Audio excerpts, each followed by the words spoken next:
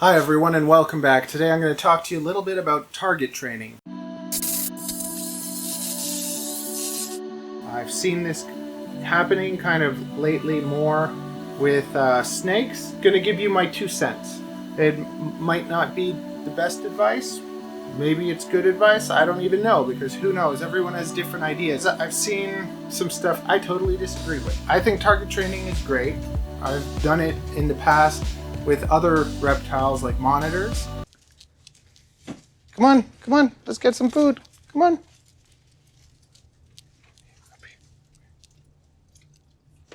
Good boy. It's called target training. So you have a target, and when they touch the target, they get rewarded. And then eventually I want to be able to do this to get him to walk on a leash. Good boy. There you go. You deserve it.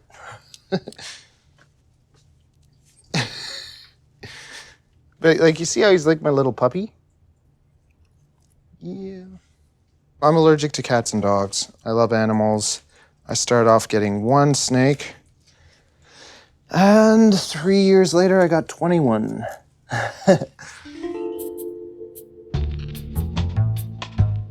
I'd like you to kind of understand it. When you're dealing with snakes, there are different times, there are different modes, there are different sets of mind that they go into.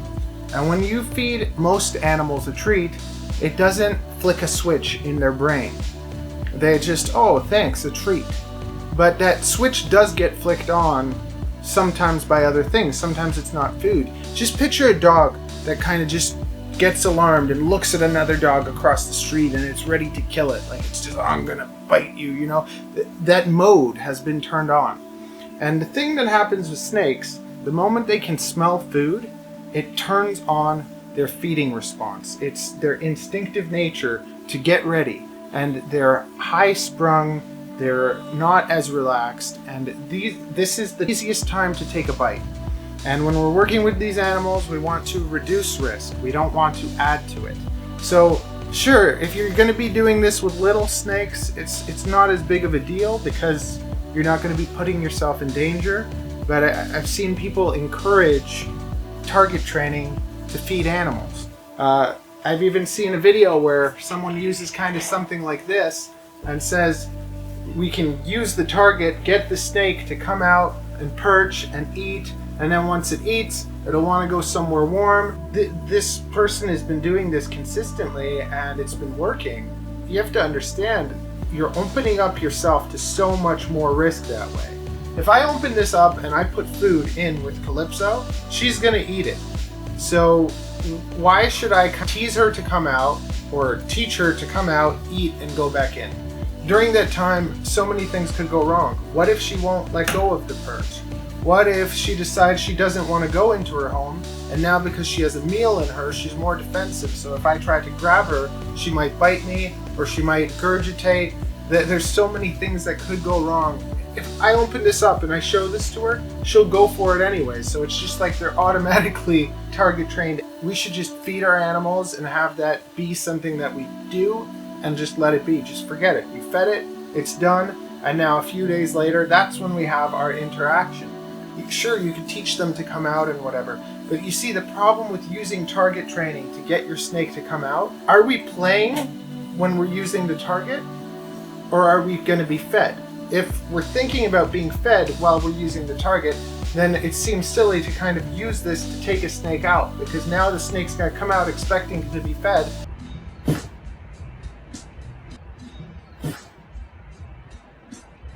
I have never target trained Calypso, but let's just see what happens when we open up her home. Target. Say hi to everyone. You want to say hi to everyone? Hi everyone. Okay. But I know how to play hopscotch. Hopscotch. Hopscotch. Woo! Target training 101. Stay back there, okay, baby? Okay. Woo! Did you see that? Look.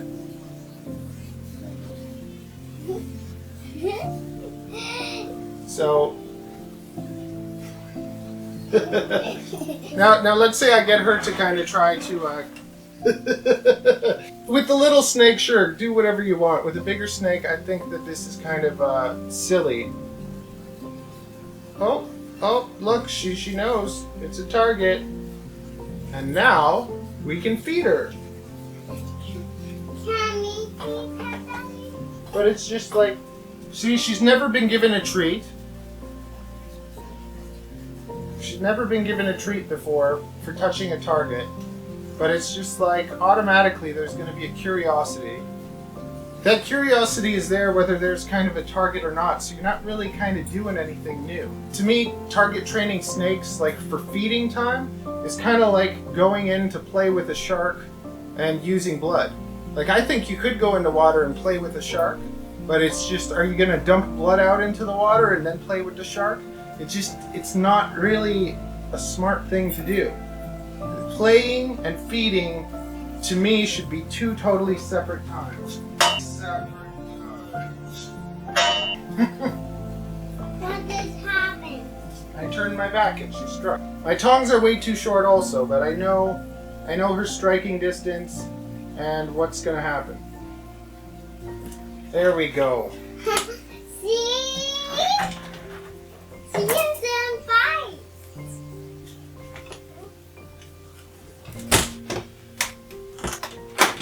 And normally I won't even do that. I'll just stick the food inside her home, and that is that.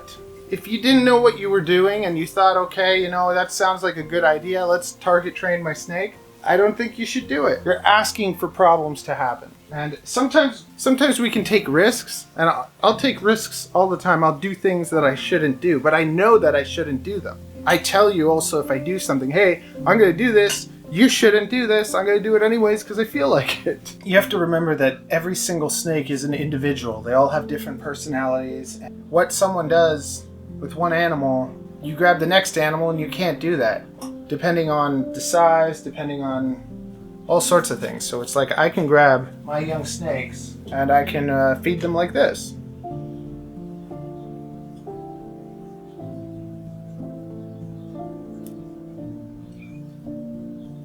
There, see? Look at that.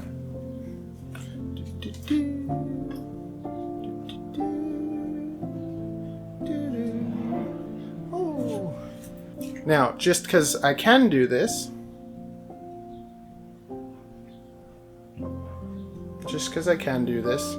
doesn't mean that I should. And you see now I'm holding this snake and I'm warm and its food response is on. So it'd be very easy for this snake to bite me or bite my arm instead of the rat. So it's just, there we go though.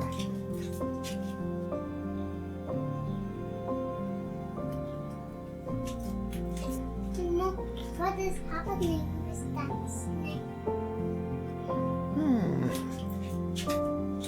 Every snake is individual. What works with one doesn't work with all. When feeding time comes, especially if you're new to reptiles, you should just stick the food in and let it eat. Make sure that interacting and feeding, they're two different times. You don't play with your snake when you're feeding it. You just don't. Now, there's exceptions to these rules, right? Like, let's say you've had your snake and you handle it every day and it's used to you and it comes to you and it's just like you have that kind of relationship where it actually knows the difference. Some snakes are not capable of doing that. There are some snakes that I can feed by hand, no problem. There are other snakes that I'll never be able to do that, and I'll never even risk that. Also, understanding that I could risk that with a small snake, because I don't, like, if it bites me, it doesn't matter, but I wouldn't really risk that with a big one. Like, I'm sure I could probably pick up one of my boas and do the same thing, but when I do that with, let's say, a big boa, and it's holding on to me and it's eating, now it's going to wrap around my arm, it's not going to want to let go. In the same way, if you have a snake that comes out onto a perch and it's eating, it's not going to let go of that perch. And as nice as it is to think that maybe that snake will just come out and eat and then go back into its home, some snakes might, but most snakes won't. You're creating a problem that doesn't need to be created. You know, I'm all for pushing the envelope, taking risks if you have to try and do something. But there's a difference between you doing that and you teaching people to put themselves at risk. They should always know that that risk is there. We shouldn't be kind of saying, yeah, whatever, you can feed your snake with your hand, you can feed your snake with your mouth. I've done those things, but I don't tell you to do them. I just do it to entertain you, and I risk myself doing that, and I know that. So that's something that everyone should have the choice. If you're gonna go do that, you have to know that there's those risks. What are you waiting for? Do it! Just do it! Yes, you can! Just do it!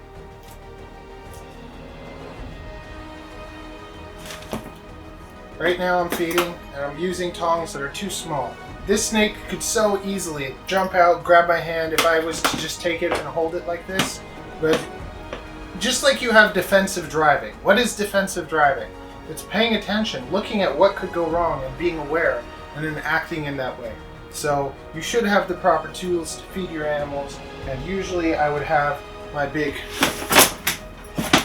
dollar store claw, but it's not working very well right now. So I've just kind of gotten used to doing it kind of like this. And it's like if I open this up and let her strike and come at it, it's going to be a lot more exciting for you. But I don't really care about exciting, I'm just kind of showing you. I know she's right here, I know she's going to take the food. So I'll open it kind of just enough that I can...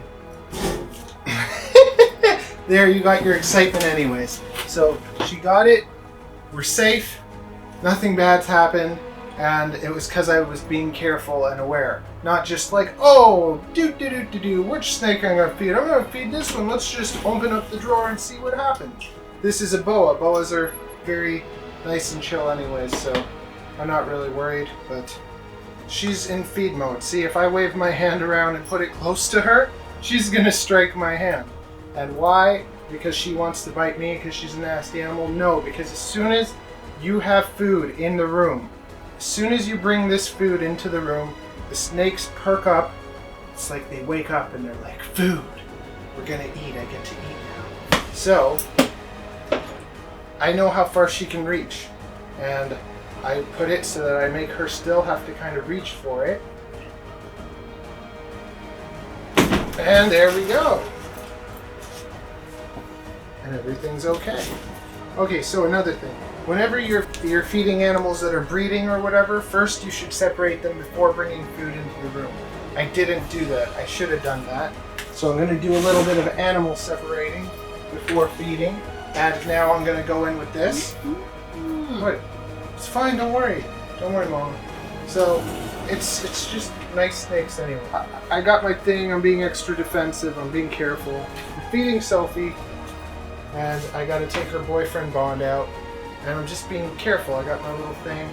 And just by touching them or tapping them if I need to kind of, yeah, see, feeding. We're ready to get fed. I usually only get, I rarely get bit by anything except babies every now and then. Usually when I do get bit, like the last time I got bit, it was my own fault because I was trying to build some trust with Calypso.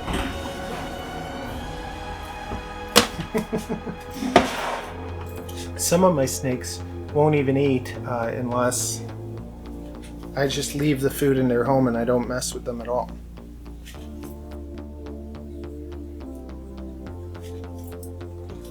Understanding your animals and understanding what they're going to do and how they react, it's not something that can be taught or that you can learn just from one video. It's not something that I can tell you something and that's how it works with every animal. And that's why it really drives me nuts when people see things and they look at things in such a closed-minded way. Like my video of what to do if a snake bites you, 5 things to do. Somebody was like commenting like, are you kidding me? You're gonna actually say you bite your snake? Well, actually, let's think about this. If it's some little snake, no, you're not gonna bite it. If it's a big snake and it's holding on to you and you can't get it to let go, then yeah, you're gonna bite it. If that's what works, right? If you don't have any vinegar, if you don't have anything, you know, if you don't have anything else, you have to do what works.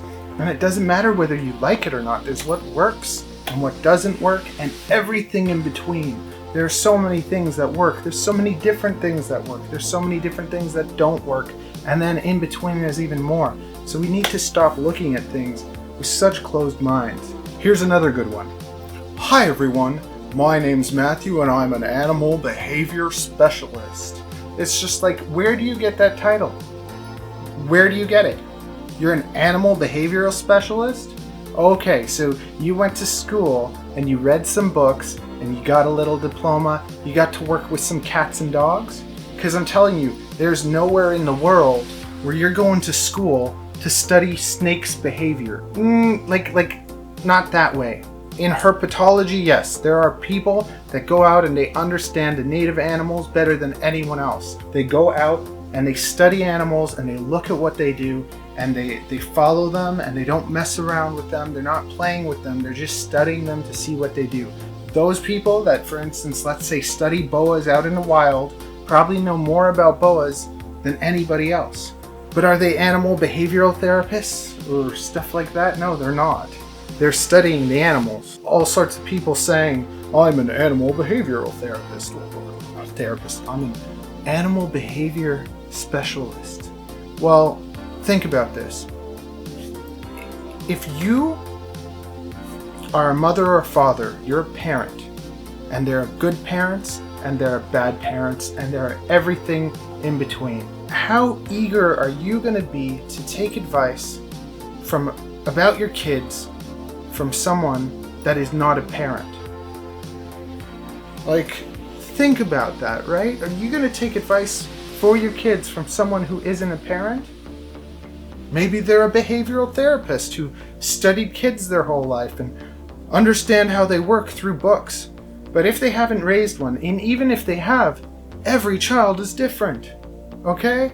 Animals are the same way. Every snake is different. So, I don't have to be an animal behavioral therapist. I don't need any degree or any piece of paper to validate what I do. I've raised hundreds of animals from the time they're in an egg to the time that they're an adult. I take care of these animals and I raise them. Animal behavior therapist, are they going to know at what temperature to incubate their eggs? How many days until they hatch? How to get those animals to eat? Then how to, prepare them for a home, to find them a good home, to do all those things, like to know that these eggs are going to hatch soon because you can see dents in them, and that means that the snakes are absorbing the inner yolk. And all the things that kind of happen, the whole journey that you go through to get from breeding to eggs to babies to adults. It's a whole process that any reptile breeder has gone through over and over again every year. So it's just like, take advice from whoever you want, okay? But I'm just trying to tell you, a title means nothing. You don't validate yourself with a piece of paper. You're validated by what you've done, what you do, by the time you put into it. So I really don't like these titles. I don't really like the whole system that we live in either, because it basically teaches us to kind of go to school and become something. Basically, according to the real world, I'm nothing. I have no titles. I'm just a crazy person in a room with some animals. I don't even know what to say.